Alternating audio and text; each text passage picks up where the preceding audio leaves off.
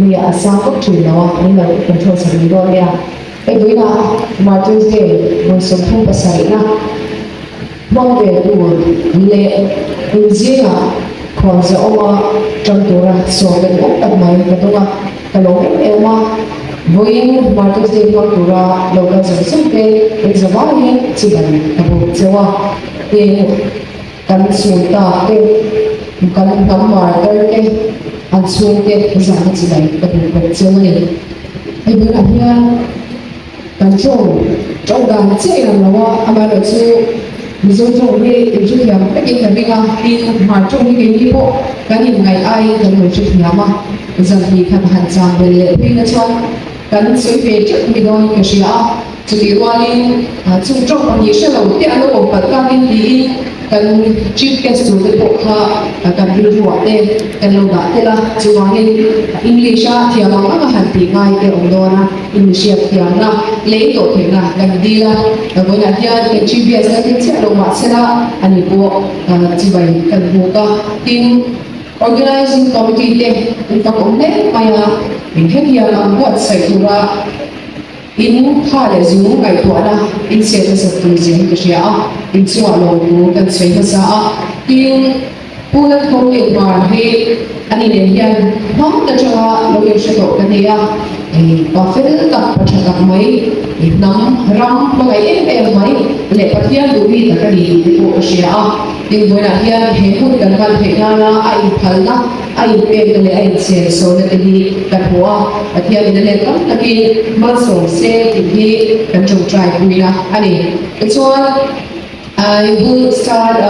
with my speech in English. So, as we all know, we gather today on this Martyrs' Day not for celebration alone, but for remembrance. We stand together to honor those who gave what could never be returned, their lives, which is much more greater than something larger than themselves. A martyr is not defined by how they die, but how they live. So they chose courage over silence, principle over, how do I say this, principle over comfort. They step out of the comfort zone, and also they chose duty over safety. Today we may not agree to every cause of the battle, to recognize the weight of the choice that they have made, but to lay down your life is the final statement of what you believe. So there's a value that says there are values that matter more than my own life, my own freedom, my own career, my own future. And that's why today our Martyrs Guide, fighting for what they believe, fighting for the freedom for us, courage for us, dignity, justice, faith, community, and family. So Martyrs' Day is kind of painful to even observe because it forces us to confront our loss once again. And large empty chairs at dinner tables in someone's home. There are children who grew up without hearing their parents' voices. And there are stories that are unfinished, that are left untold. But we cannot, even though we cannot undo the pain, but we can refuse to let it be meaningless. When we episode chapter in paper here, at home the long run of the child, be money, he came, Canavia, being at money and back, Canavia. So what do we owe them? And yet, young buckets, he point to get the saying, and after that, I will continue my speech in a music dialect. First, we owe them memory. Names spoken aloud, stories told truthfully, and never to let their name or their sacrifices flood into some slogans. We owe them our memory to remember them as our near and dear ones, our family and loved ones, and as people, not just as symbols. And number two, we owe them honesty. We can acknowledge the complexity, the mistakes, the human cost, while still giving our deepest respect. And when we're true to ourselves, truth is the cleanest form of respect. And thirdly, we own continuity. And I would like to stress this one in our Mizo drum. But before that, the freedoms and protections we enjoy today is not inherited automatically. They are paid for, they were paid for. They were paid by our martyrs. So our responsibility is to lead in a way that makes that payment meaningful by protecting our community's dignity, by speaking when silence is easier, and by building rather than tearing down. When I hear Kasuya Khan, Batak Takaya, Kanu Sen Donova, I'm looking at Yan to the when I hear Kanu Nakin, Rudo Maria, saying to Omani, Asan to a bit one, Zayan that they mix or Swasaka, the way you did boy, free the Nagal baby in Swasaka. So, hey, when I hear the Kia, the Api station meter in a nebula, Jokan Hong, the Milawa, the Emerson and Hart. Kami tuang nete, kami vote hak nete, kami vote tu dari kita po aning anglo, kami anglo kami. Amar su kami cakap nete, kami kam nete, kami bawa hip ke, kami cakap nete, in anglo masalah, nizam ke na history bul pakat, intro kami hip mana yang kami belau acai bersya. Silung India ini silung kan dia silung suam kan ini. Terus saya tak tahu tua YouTube ada artikel ada di pun kecil China. Aceh ni mizo kan ni lo antia, aceh ni mizo kan ni antia, aceh ni mizo ni atau ke antia aceh ni mah dia kan coba kan tua kan dia bima pun hal acule antia awal yang kan dipek. When I hear kan soi kia bawang ke, kan zilzau bawang ke, kan siap bawang ke, kan history kan coba tidak dalam ni adi loba. Insyaallah kau ingkariga par dipuite hian par kuliah dipuite hian insyaallah kau ingkariga when I hear soi suami kan ya. Kalau ini why me lo dikasih kalau ni mai. Why me ni amba sabera cuma why le di adi ya dan sa minggu kan minsuai presiden di nanla. Itu semua ni YMA Young Mizo Association alo kita Mar Association tu amin tiada masih YMA dan presiden masa itu insya Mar pa ania reference buat kama ani itu ani shoi buat YMA kan nas sedikit alo cang dua lah alo cang dua boy kenyan kan sore mai ni din Mizo pa lara kan soiket ya kan soiket kue kan dulu deh po ania ani po marpa ani.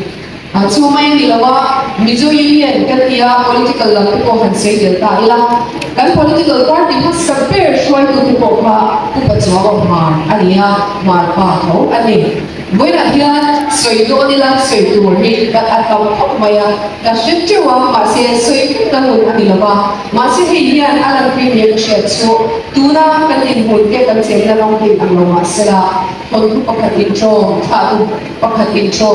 bul inang soalnya inang kan dia kan kram na leilu azring berada kan joke kami mengundang kan ilelin tu so ke alam dah ulah kan sat ali poin tiga mai kan dia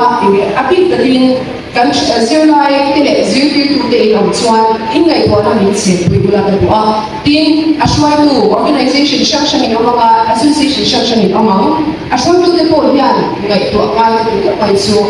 bila dia zon nak ha unau ni kan cong kan siap boleh suan tui lah jadi sah jadi kan dia pengai ni sah ni kan siapa ni dan ziadi tui na ini gai dan saja ni hat tahu lah ini mana anjunga ini unau mau dibiayai kan ini ngai tu tak sih jadi siapa ABC kan zira in zira kalau main nak coba kan zira in ABC kan zira ni. Jadi yang ni siapa yang akan rugi akan bilang ini le akan bilang kan sol pilih tak saya lau pada zaman tu lau tak saya. Izin bela aku, isi bela aku kan cuma siapa tak rogan rasa hilang. Mau kan real hilang itu kalau kita tak saya. Ribu dia kan putih le cinta ulah bukan hanya satu ni kan tiap orang ni namanya.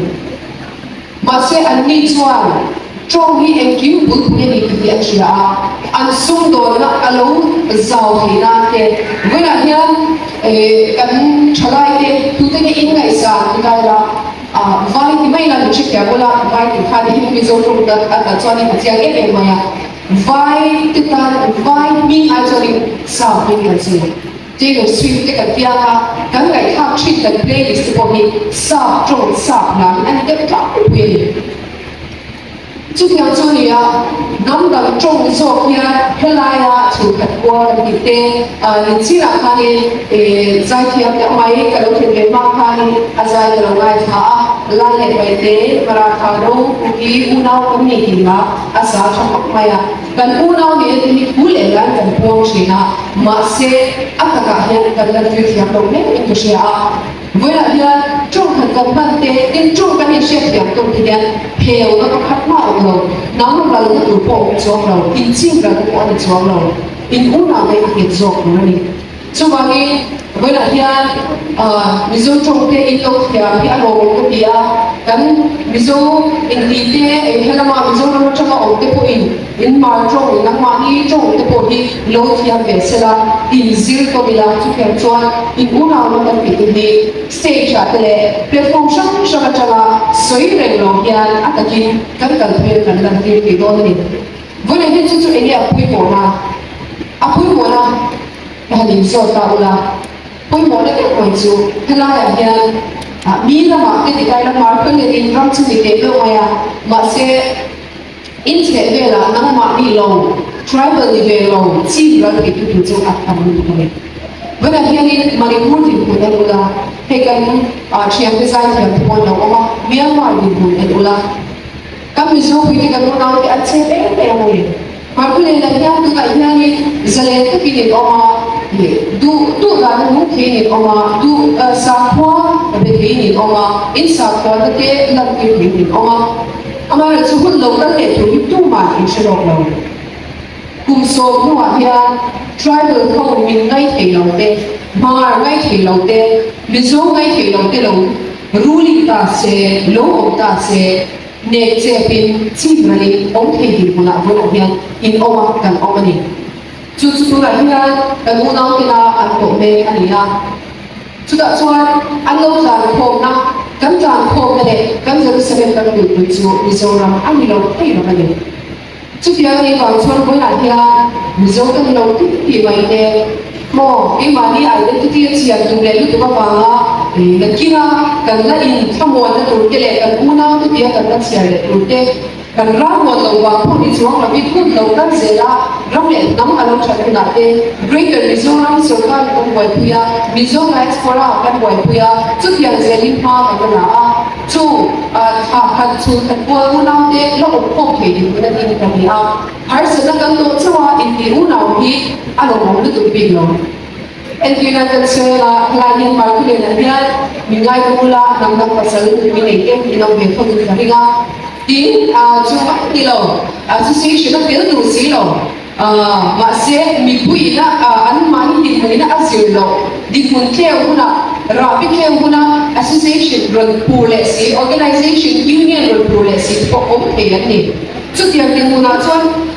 har sana cho min shi tu ki ai chuan chat lai te nim lai te zalen lai te ya min ki una wa min ki chung phat tu te na in lai chi na sia ni a ke du zo ni tin ke ni ta po lo po a on sa em be mani chu ba in do na hian kan balang ku ta she la ba mi zo ram te po ni na min na chi ra tu ri nei ba ba ni she ma cha ku pa min la no ve te min la ne so ve te chu ti ku na chuan ke ni ko pi ka ni tham wa te ko kan ni kan ku na ti ya kan ban tu in lo ban tu te kan te chu te in te chu te kan ni chu mai ko na hian shang pe kan ni lo ti hi kan share a thai ka share Hei marker le ya hian marker civil zong in tuman thu an sei lo te kha amoi ti ne china ge supporter tu sei te ko ko ko te ka lo mai cha in lu ro la te chan ro la te asoi kha in mindset di sia te ka lu ka sia ka lo le mai Wala hiyan kan zona kham nam shang te zir chia te po hi lo chia ka lo pe chia me ni ke chewa nam shang so li le ta sari be lo min an chuta chuta chuan li sei ke ti te nya in ke po ka ta ya ra te shang an oma hwa lo kan ti cha chuan kan ti te nin tha lo ku bi zong kan ti te ada dang po ta lu chu ni a chu mi kwa le chuan nam pe apui de me ka ha so ne ve ni a chang le a azir mi den chu mi wa ya chuan kan ong le ka ni se ni ma te kan ong le ka ni chu ni na sa ka bi pe ni mo hi kan shan lo zia mi sha pe ni ka sha e mo na ya kan vil wa lo per se ni chu mo na min so khat te ko ni ka sha a so ni te ni ka chen thong lo na in bil ka ka ong the le ma ni la survive kanong lawan ni kan share a chai ka shia chuan a kom lam han mai yon ka ila ngui na hian a thak thar te hei nau pa kan thade ko mai ka lo ne mai kan pu to ti na nia nau pa man lo a lo tuan sai na na to chuan nam thang zel ka ni na ani ka shia a chu kia chu kan pu chak chawa ka lo ka se ta ni ngui na marker te na wani ta na kisani la tu te ka hian ti he ti nia chu in lo in chau zel la hian mani ram le ram pangai le te in lo ne ya mani chong hu khal le te tin in u naw na zong na sa u naw te zin chia na in u naw ka ro promote te in ta ong do na kan phla hu na kan to ka chu kan tu than ni na ni ba kan hian ve pa tin ko ania tun kan pian tu kan ro sei le na he hut kan ma ngai ro ni chuan ram le nam ta kan contribution pe ve thi te kan pho ve thi te kan pi ve thi tu hi kan tu ka a ta ko a ke ma ni pu ani to do ni chuwangi thalai te ma khu ye thalai te khlaya in nam in ram hum ni in tu ka a tha a mi zo te ne in una ba siam te in ka tha a mo pu le sam ta in le ni in she ula in marker te na Christian an luan kir ki at ko ni lo luan kir tu ri mo na hian ka so ko le be chewa ka ge lu chewa ni kun chat tak min te ka bangi lo mo ka se ka te wa he program in ko se na hian ke ni ko min so kha na na ko ni se tak tak ni se ko ni hi ana reng ma ya chewa ni win hian ka ni ho la ho te lo te ya in he market ke ko ni ka tu na result cha ka lu na lo ka so ti ke tu ra min so ku ne na hian feedback kan te wa ko ai the organization chairman MD Don Sarang local sila ang pino ko kimero chi kan do ya chan pui na ko niya ka feedback ko niya nga sing nga kan na ne le ko no Miss Bill by Sonic Lawrence